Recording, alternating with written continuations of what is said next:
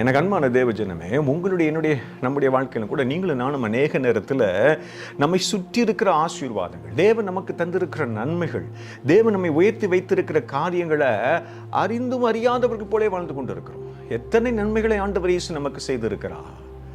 அந்த ஆண்டவர் இயேசு தான் ரொம்ப அருமையாக சமாரிய பெண்ணிடத்தில் பேசிக் கொண்டிருக்கும் பொழுது சொல்கிறார், ஜீவ தண்ணீரை நான் உங்களுக்கு தருகிறேன், இதை நீங்கள் உட்கொள்ளும் பொழுது உங்களுக்கு தாகம் உண்டாயிராது. எனக்கு அன்பான தேவ ஜனமே, ஜீவ தண்ணீர் என்பது வேத வசனத்துக்கு ஒப்பீடு செய்யப்பட்டு பேசப்படுகிறது.